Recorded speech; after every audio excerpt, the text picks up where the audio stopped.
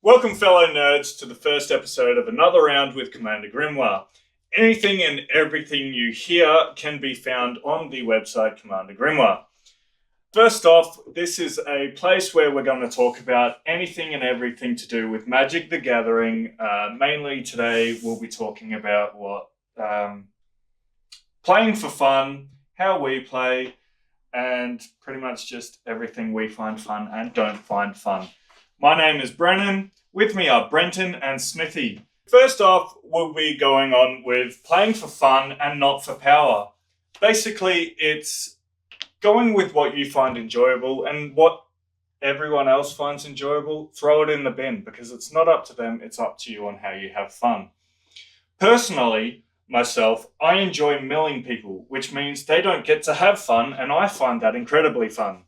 Another way I enjoy is by sacrificing everything I've got and blowing you up, giving myself life and giving myself mana. What about yourself, Smithy? Big fan, Grand Arbiter, stacks. I love blue. I've now reached to a point where anything blue seems like no one else likes it, so therefore must be good. What about you, Brenton?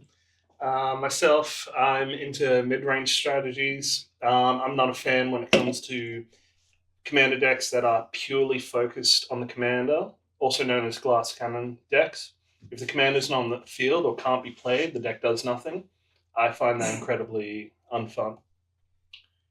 Yeah, that's basically my decks. Everything relies heavily on the commanders. Why do you think I don't let yours resolve? Yeah.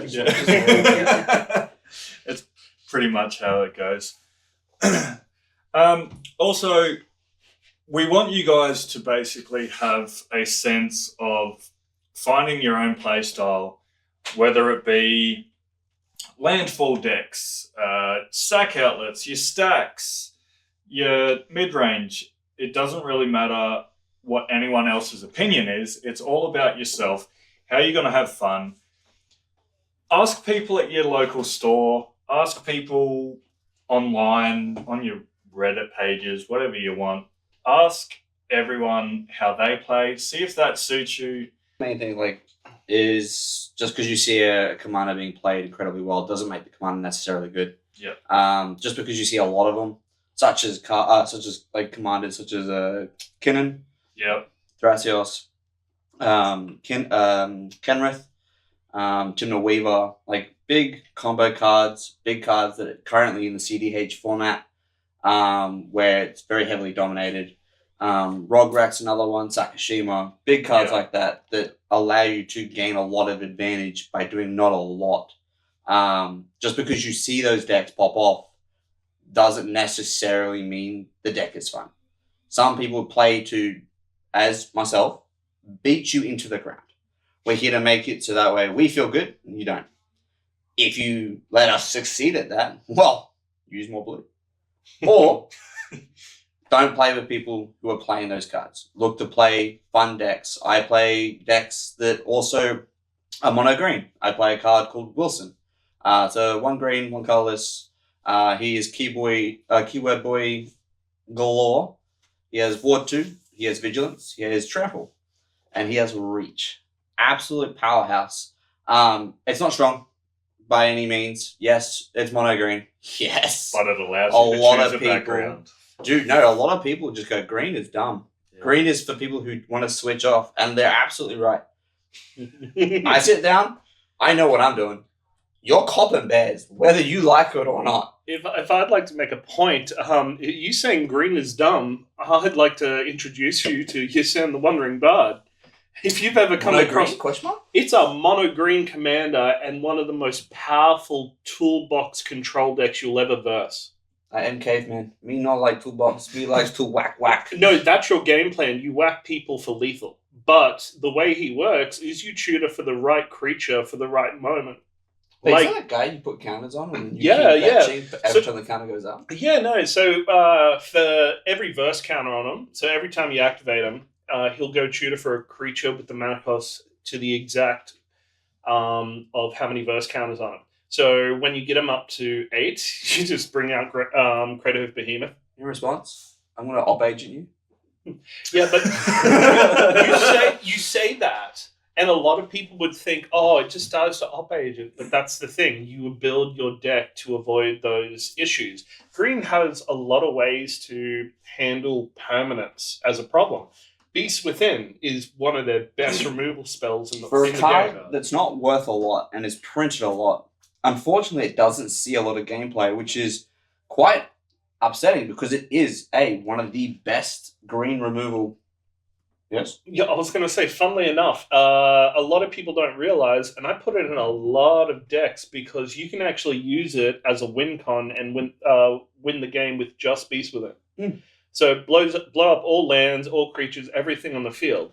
And one of my favorite things to do is you're the only one who has permanence, and if you can infinitely recycle the Beast Within, you just keep blowing up anything they put out. If they're attacking with if they're attacking you with Beast, just Beast with them again. That sounds awful. It's hilarious. That sounds like so much work. Well, Tasiga the Golden Fang would just laugh and smile, considering you can continuously recycle it back to hand. For us who don't know what that card is, the hell that do?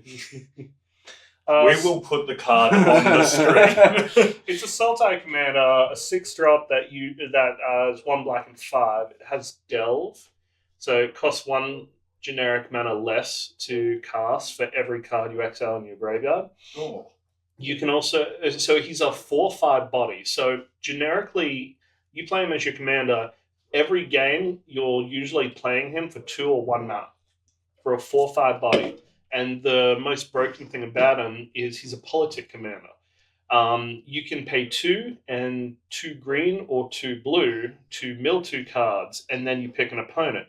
That opponent picks a non-land card from their graveyard and adds it to you. Add that to your hand. Now, it's really good when someone's about to go off. You can tell your opponents, look, if you want me to stop him, I'll let you pick the card to my graveyard. Electo's ability. Good way to politic your way out. It sounds awful. That's why I play Tibet. No one's allowed to politic. No, but here's the funny funny thing. Disgusting. You have that as an alternative way to play the game for political wise. And once you gain infinite mana, he just reads mill your a deck, add every non-land to your hand. And you keep doing it. So if I Beast Within, I then bring back the Beast Within again. Beast Within, bring it back again. And it's an instant. You're right. Did someone say infinite counterspells? That's so gross. I wouldn't say it's a counterspell, but it's definitely you ain't doing nothing for the rest of the It's game. just board wipe, 100%. But going off things that you find fun, you've got your stacks.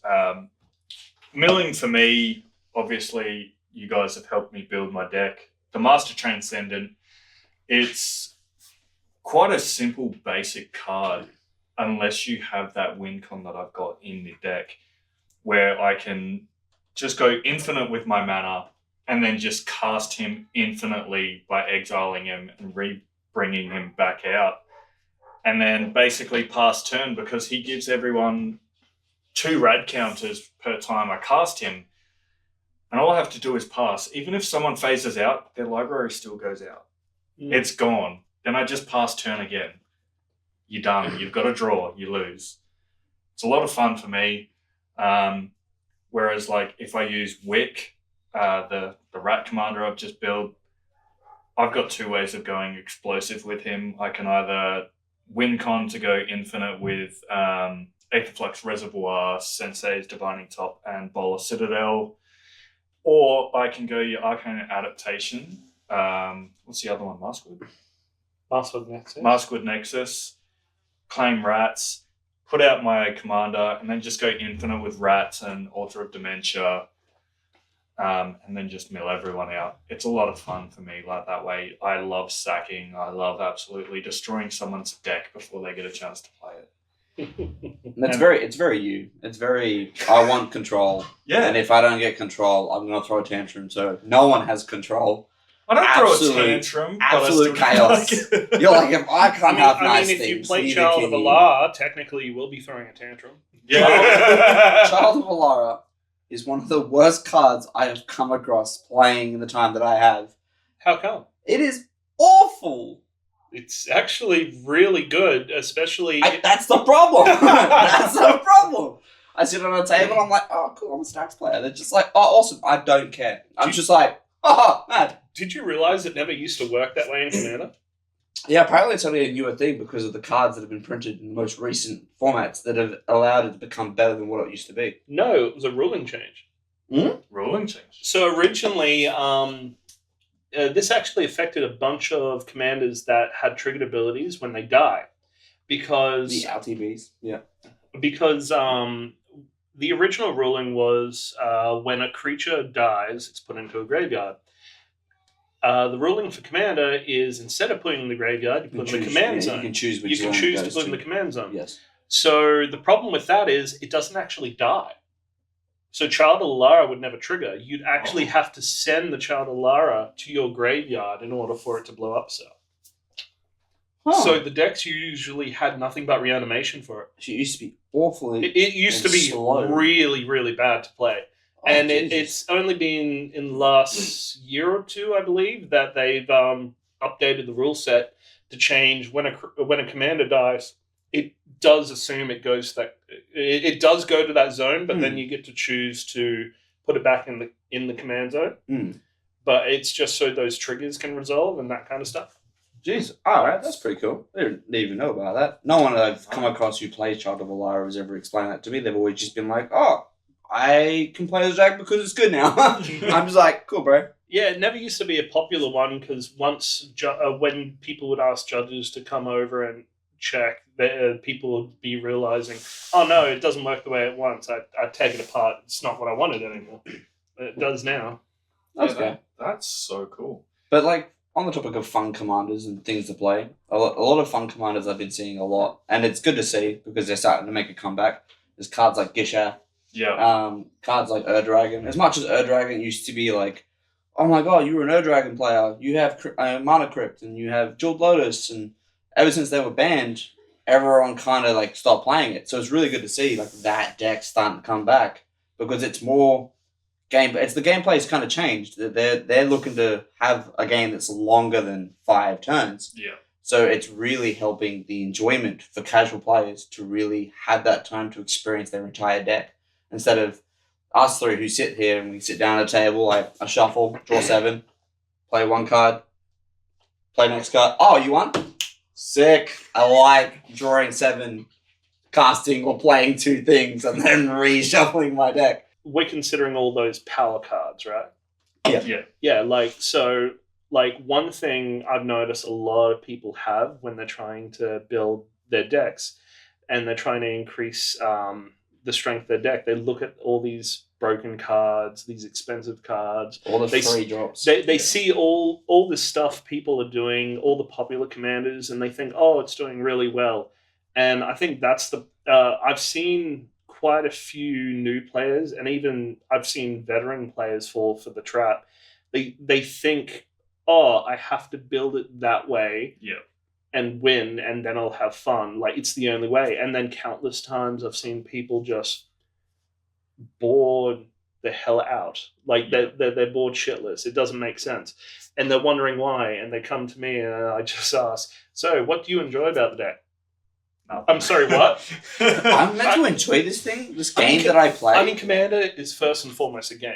Yes. I mean, play for fun, not for power. That's the topic we're looking at, right? Yes. Yeah. Like every time every time a player asks me for advice on deck building, the first question I ask is, what do you enjoy about the deck? And they say, oh, I like how it does this and this. Okay. And then let's focus on that. Oh, wouldn't we go down the Thassa's Oracle route? Do you enjoy it? Well, no. So why would you? Yeah. Because it could have a chance of winning the game? Yes, but you could also, play what you like and find a better strategy that no one else would come up with. You can also find better alternatives.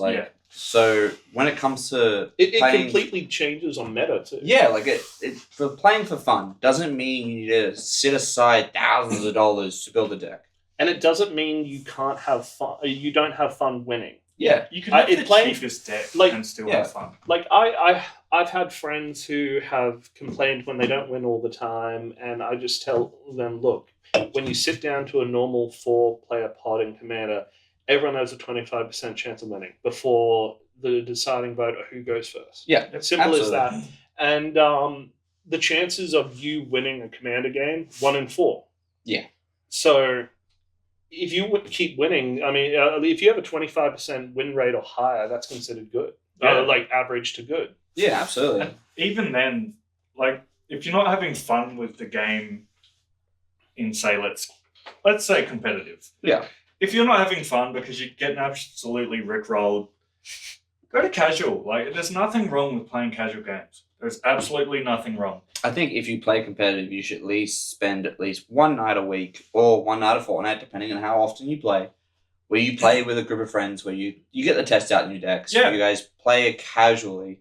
Hence why I built Wilson, because it is a deck that is a bracket 3. Boy is friendly, unless you No corporate want to reference. swing at me. Like, it is fantastic. It's casual. Yeah. I don't have to sit there and go, oh my god, I have all these triggers. It's cast bear. Good Yeah. soup. I It's a- swing my Wilson. He is now 10-10 because he's best boyo. It's Simple. I would still consider Wilson as a casual deck because although it is stupidly strong and it can go off, it's not just over-tuned. It's not stupidly overpowered. It can be if you get the right cards, but it's all luck of the draw. Yeah, but it sounds like you guys are saying you have to play casual to have fun. I myself, No. I'm like just saying I if you're not- myself build busted decks all the Yeah, time. yes. But I build them my way. People wonder why I don't go a different route because No. I don't enjoy that route. we're more or less saying if you're having issues playing At in a the CDH competitive, speed. in the competitive route, and you're not having fun anymore, try casual again. Go back to casual. See if that's True. more enjoyable, more your speed. It also allows you to play with newer people. Sometimes it may be just the people you play with. Just a fresher group of Yeah. people. Like, I found that for quite some time I used to play at a local LGS, and for the first 6 months I thought it was the greatest place. I was like, I love these people, they're fantastic. I get along with all of them. The gameplay is great because everyone has like a average knowledge. There's none of this, Yeah. oh my god, what's that card do? Oh, I still don't understand it. You're sitting there for 10 minutes trying to explain how it works. It was quick gameplay. It was fun. However, it did after that 6 months get to a point where people went different directions in how they played. People started finding out where they wanted to be in the game. They wanted to be quick. They wanted to win by turn 2, and others wanted to enjoy the game that little bit longer. So it kind of just became a very aggressive, very focus the person who's playing to win quick and leave the guy who's not. Mm. And 9 times out of 10, unfortunately, it is what it is, where the guy who'd be left alone, he'd be like, oh, okay, cool, I'm going to be left alone. Swing for lethal on everyone. And everyone's like, oh, you only won because we focused him. Like, it becomes very unhealthy. So I think having that opportunity where you can go back to casual at any local LGS close to you, doesn't matter if you've been there before, if you play there regularly, having that opportunity to sit down with a fresh new set of faces, fresh combos. It's always good to learn new combos, whether they're ones that win you the game, whether they're ones that are just stupid. Like big ones like the Thassa's combo, where it's Demonic Consultation and Thassa's Oracle. In EDH, it's very common. You see it probably every second of the game if anyone is playing blue and black. However, you go back towards casual and you come across combos like Rosy Cotton and Basking Broodscale. It's a very fun... It doesn't win you the game. It just creates you as many little 0-1 colors Eldrazi's with flying. That's all it does. Impact Tremors doesn't hurt you unless, unless it goes off. But that's the only way. And they're all small combos that don't cost a lot.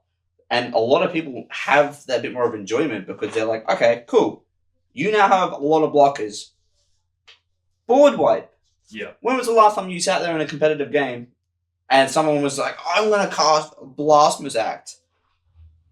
It doesn't happen I haven't seen a Blasphemous Act in I don't know how long. About a month ago for me. Yeah. But it wasn't cast by me. Like, Let me- you don't see that very often. Let me ask you this, though, Smithy. When is the last time you saw someone drop a fumigate? It was quite recent. To be This tall, lanky bloke who sits to my right.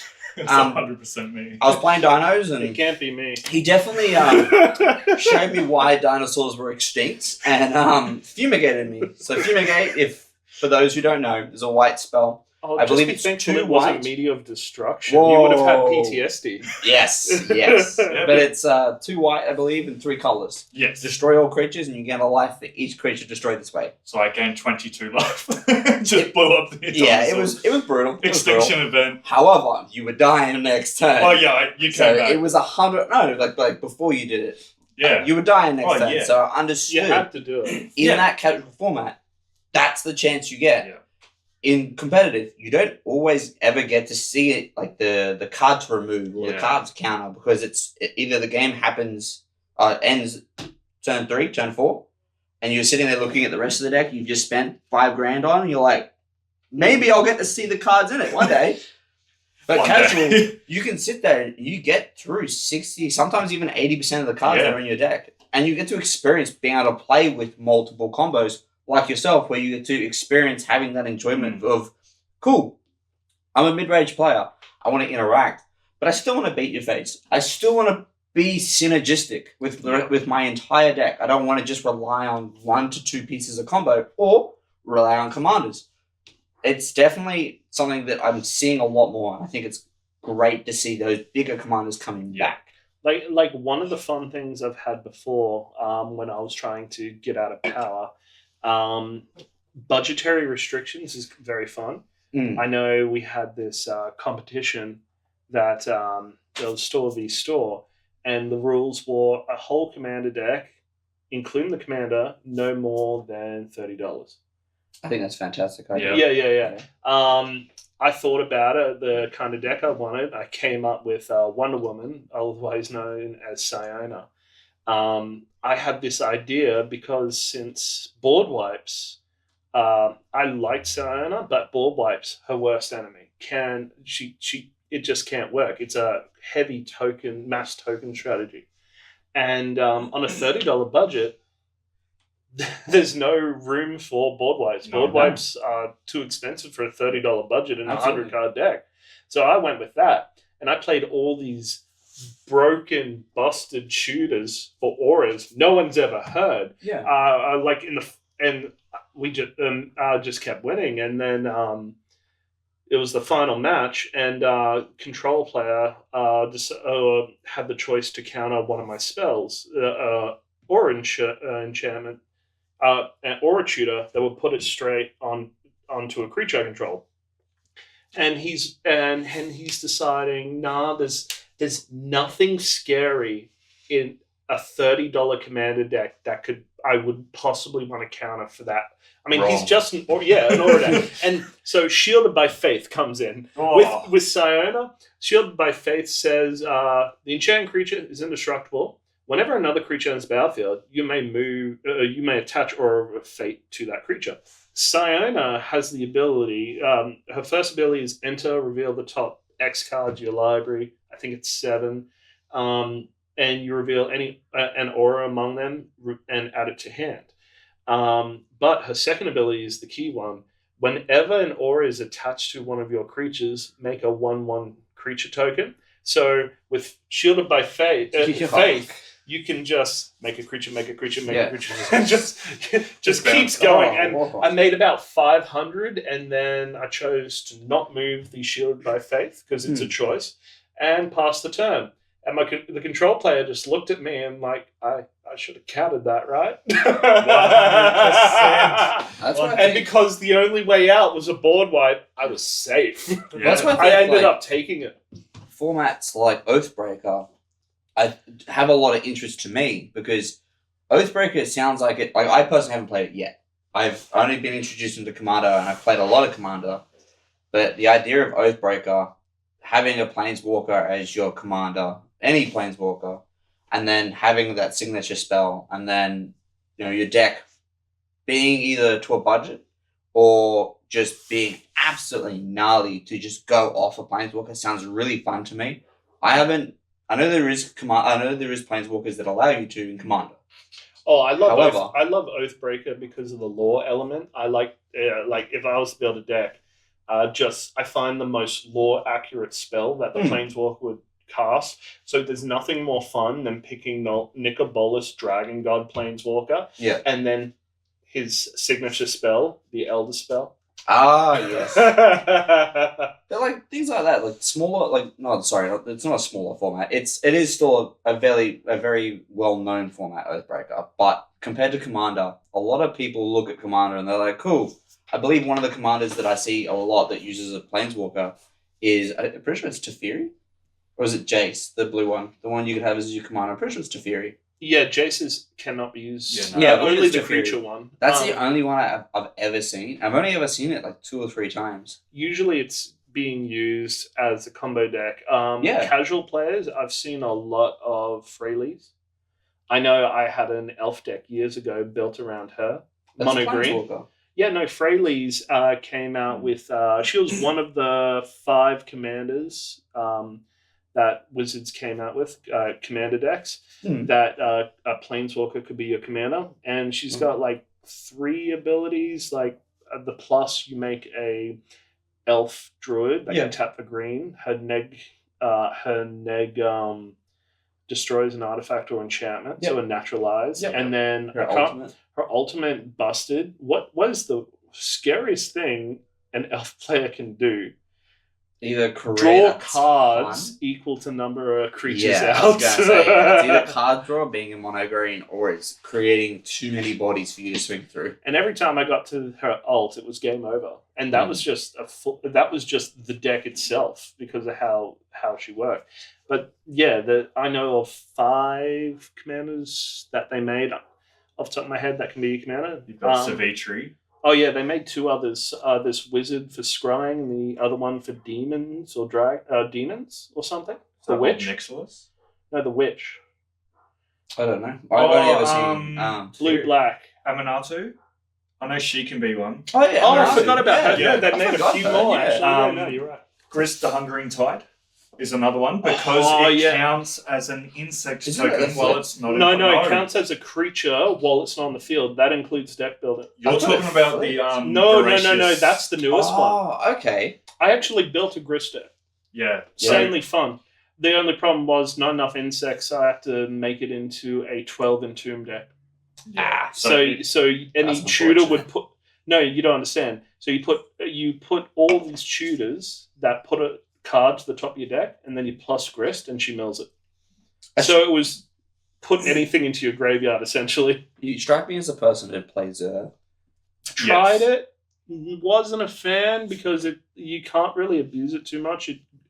It grabs 1 card from your deck, and there's not many enchantments I really like that you can grab. What is it? 4 mana or less? It's 3 or less.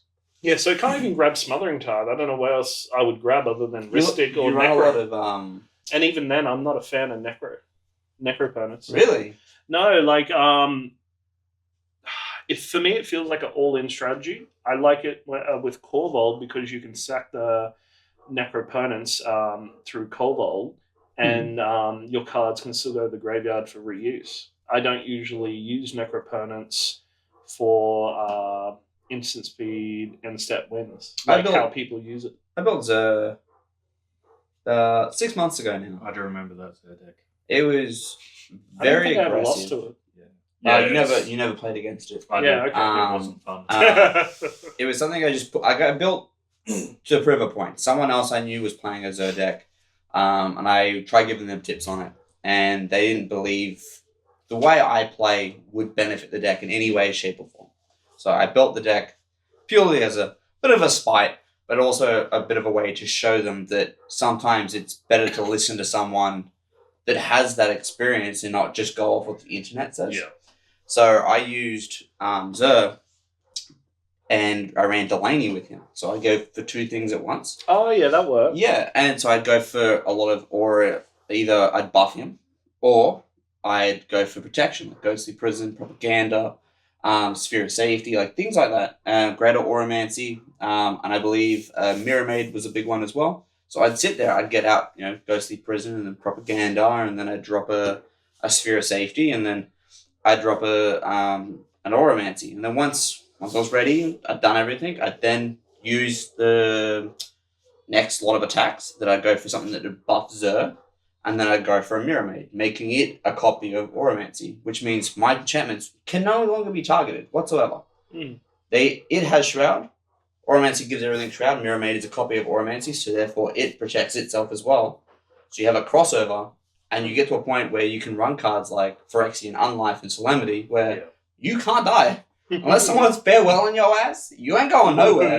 Because Solemnity is a card that means that you don't get counters. There's nothing, no poison, no 1+1/+1s. There's no rad counters, no nothing. Your One Ring no longer does nothing. However, Phyrexian Life means that if you were to go below 0 life, you have to receive 10 infect counters worth of damage. And you no longer do. And you no longer get them. So you sit there at a point of strength and you just wait. 9 times out of 10, by the time you got that out, everyone's already used all their counter spells. Everyone's already used all the removal spells. So therefore, you're in a position of great power because no one can stop you from winning unless they have a I win the game effect.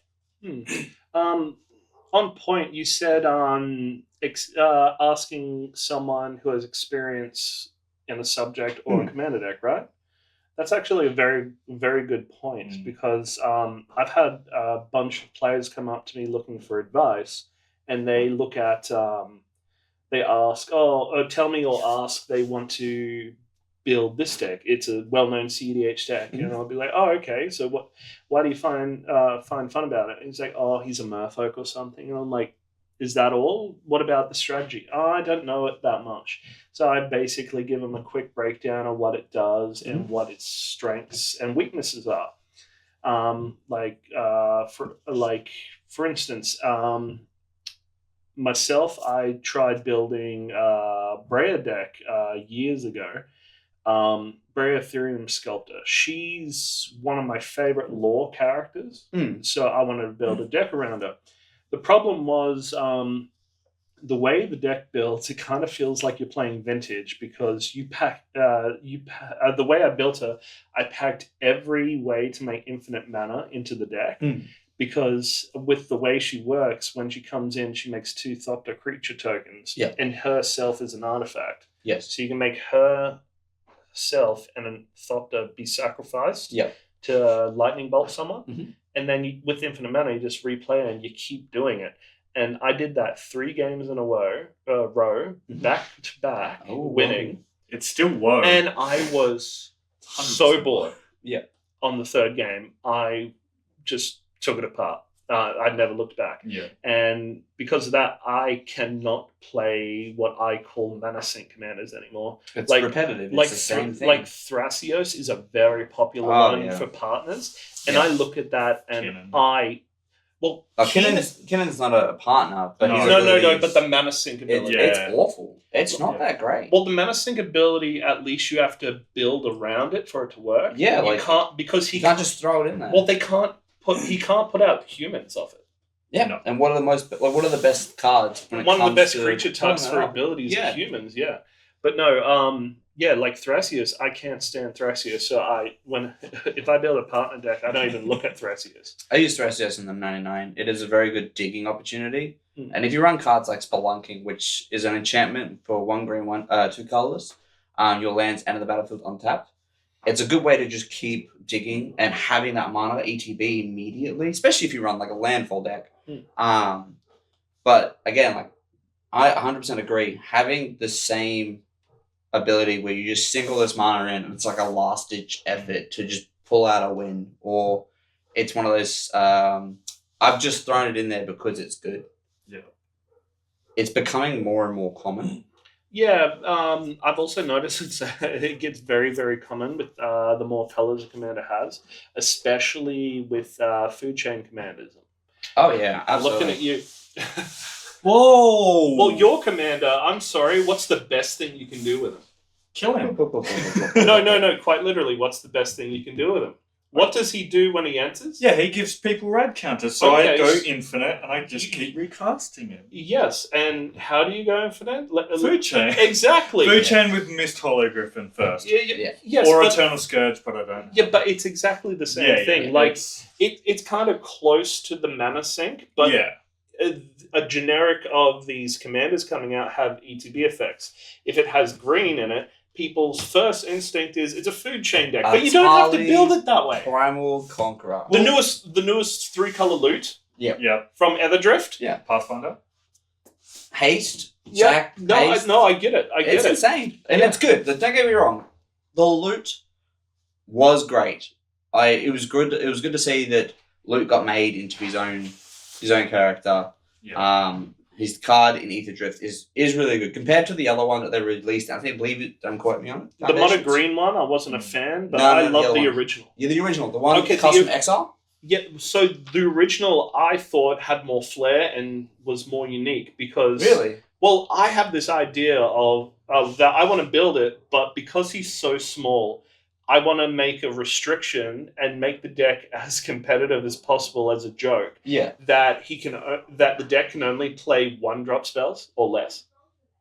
Because what is his effect? His effect for each non-land permanent you have on the field, that's a different type. You exile that many at the beginning of your upkeep. So if you have I don't think there's a 1-drop battle, but say you had a enchantment, artifact. What else we got? A creature.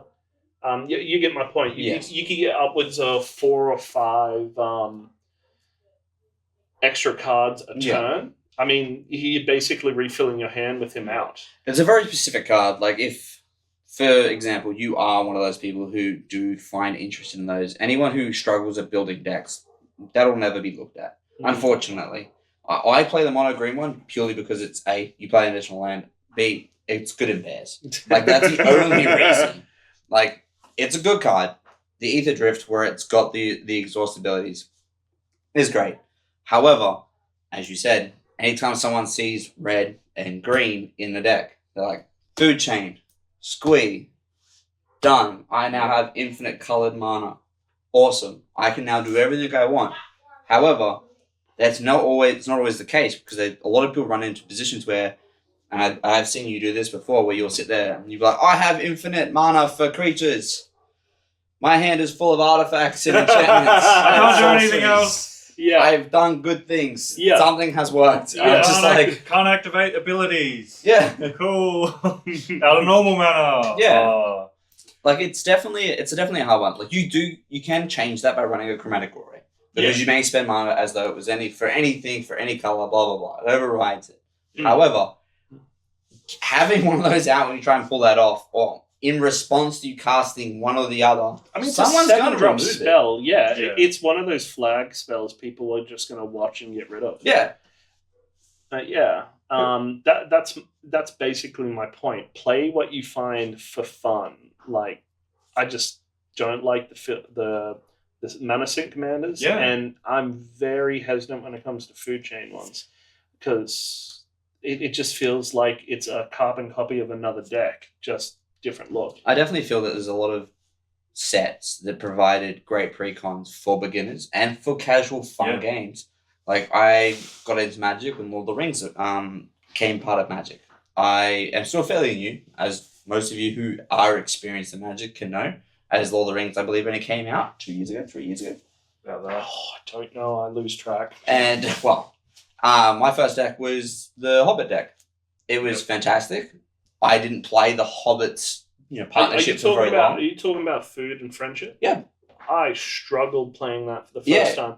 You know why? Because I originally thought it was all about Frodo. It's not. It's not. No. It's all about Sam. It's all about having Sam Just out like in the to eat movies, food. it's Yeah. just him who does the him work. carrying the show. It's him carrying the whole team. But Frodo did nothing. Well, Let's be well, real. Frodo did nothing. He had the ring. That's it. he made friends along the way. That's what it's all about, He right? made Gollum along the way. I'm sorry. His friend was Gollum. Hey, one is still better than none. But yeah, like I definitely believe like decks like that I thought was very fun. I did change the commander in it to a Treebeard because in the pre-con, Treebeard is fucking fun. It is gain life. You put X on 1 counters on it, where X is life you've gained, and it's a great Voltron commander. And then you've got the sets like Bloomsbury, where they introduced more kind of younger people friendly decks, where it's not all of these triggers. It's just I put out a cute card, I pay its offspring cost, I have 2 cute cards, I get to swing at you with more cute cards. I will say that Bloomsbury brought out a lot of what we're trying to emphasize, playing for fun. Yeah. Because there was some powerful cards in Bloomsbury, but a lot of the strategies were unique, and like because of the tribal focus, it helped a lot. Yeah. I mean, like Balin, you could build broken, but you can also build it so, like, for a casual aspect, so easy, and build it your way. A mate of ours built it around Heir Apparent. Yeah.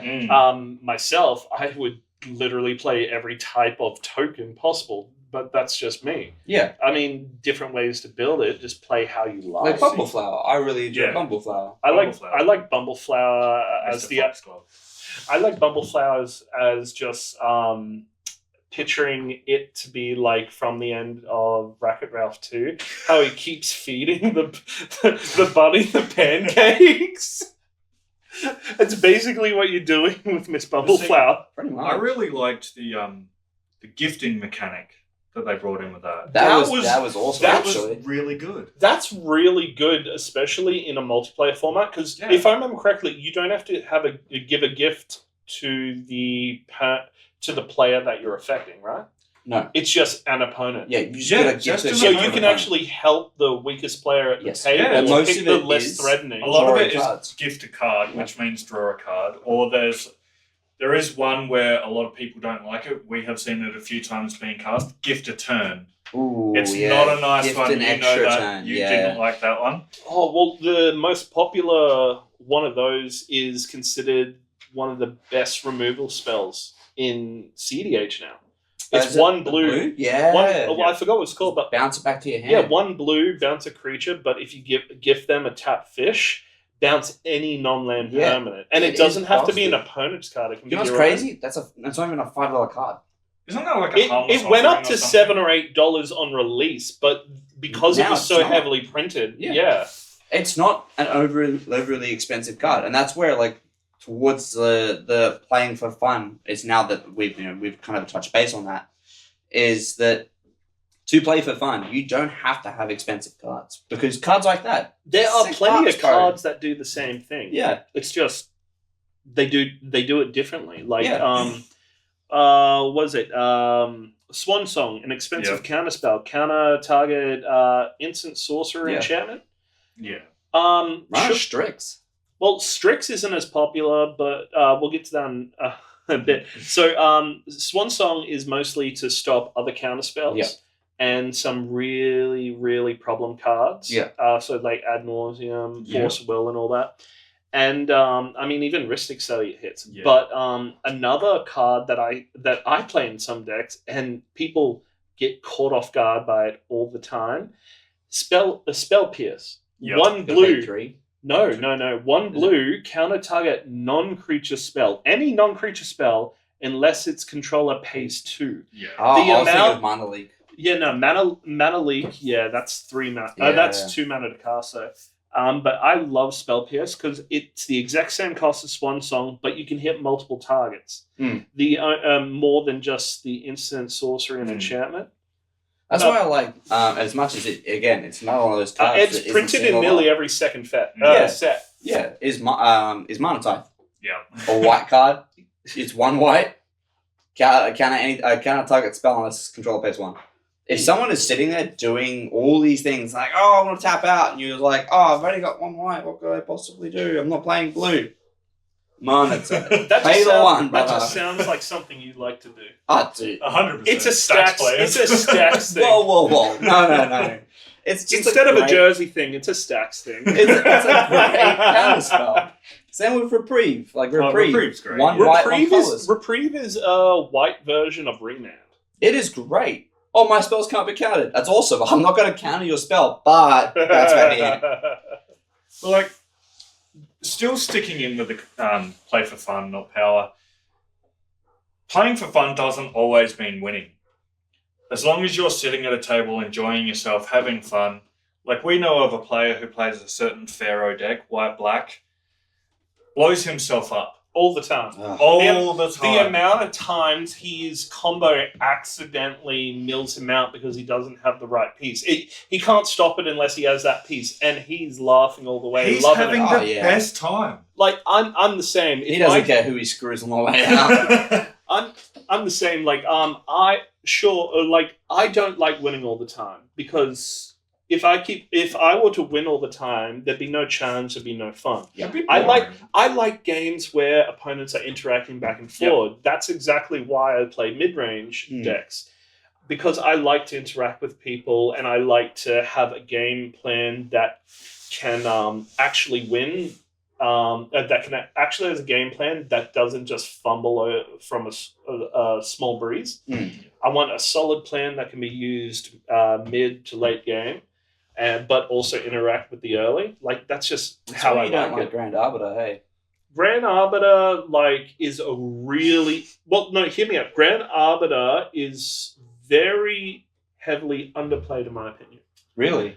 Honestly, it should be played more often. It's in every deck I own. Yes, other than my bad deck. Yes, but the amount of blue-white decks I see that don't play it is... It's insane. Make a copy of it. Oh my god, my spells cost 2 less. Yeah. Yours cost 2 more. Yeah, I get it. But at the same time, a lot of blue-white decks, they're not trying to put out dudes. No, it's definitely very combo heavy. Well, control combo heavy. They're not trying to put permanents out on the board because blue-white is very well known for bounce or removal. Yeah. That kind of thing. When I built Yannette, Cryptic Sovereign, when she attacks, you reveal a top card of your library. If it's 7 or if it's an odd number, you get to cast it for free. I ran every copy spell I could track down for so long in that deck because of Grand Arbiter, where I could sit there and be like, Grand Arbiter, Spark Double, Sakashima. I'm going to make a copy of Sakashima. I'm going to make another copy of Sakashima. I'm going to make another one. And people sit there and they're like, oh, cool. I'm going to Rampant Growth, paying 8. I'm just like, oh no, that's great. I'll pay you. And it's just like, are you serious? I'm like, yes, because for the love of Magic that I have, you cannot enjoy it. You're very much that player, very much. Absolutely. But you guys were talking earlier about the whole mana sinking and everything, and the other night I was playing my Master Transcendent deck. Could not for the life of me get my tutors, could not do anything, but I was still having fun. A skill issue. Well, thank you. But then someone else, the other player, was the Mothman player of the... mill. The mill. More mill. Has Water Crystal out. Ooh, double mill. I milled my entire deck, but the great thing was I had Winter, the Cynical Opportunist, out. So at the beginning of my end step, Delirium, I get to bring back a creature with a finality counter on it. All right. Thanks, Fasses. Wow. Yeah, but to be fair, you won that game. I did. Wow. Well, I came second. That's a silly move on their behalf. But they should run Rest in Peace. Yes, Mr. Stacks player. Hey, it's not a Stacks. It's not Stacks. Exile is justified. You're hindering the graveyard. I'm going to count it as Stacks. You're hindering my line of eyesight. But no, I agree. It's not about winning. Yeah, no. I've had people upset they can't win a game or they haven't been able to beat me in a game, and I just say to them, "Look, are you playing to win? Is that why you have fun? Look at what you're doing. Are you having fun with the deck? Is it doing what you want? Are you having fun just playing the game? If so, you're doing it right. You don't have to win to have fun." And that's where everything that also still ties in with what Smithy said, because, are you playing to win? Is that your reason for fun? Okay, cool. Talk to someone. Ask for their advice or their opinion. if they play similar to the way you want to play, you're going to get the right advice eventually.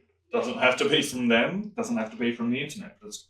You're going to get the right advice. And it's probably something that a lot of people overlook is like, it's not bad to ask for help because we're going to, starting to sound like a bloody Lifeline video. No, look, the But- gist of it is like, if you can trust your community, Yeah. there is nothing that is a dumb question for you to ask. Yeah. If you are unsure how something works, or if you're unsure of if something synergizes well, or if you've seen a play that you weren't too sure about and the person who played it didn't take the time to explain it to you, and you want that sort of clarification, ask.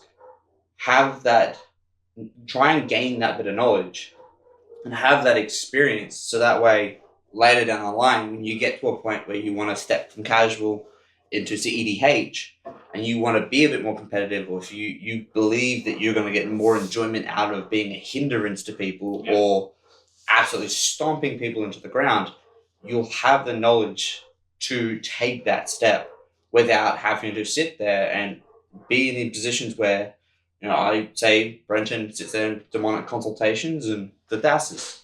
If I don't know it, then I can't interact with it. I don't know how it works. I can't have any sort of way to change what's happening other than to sit there and go, oh, I counter something.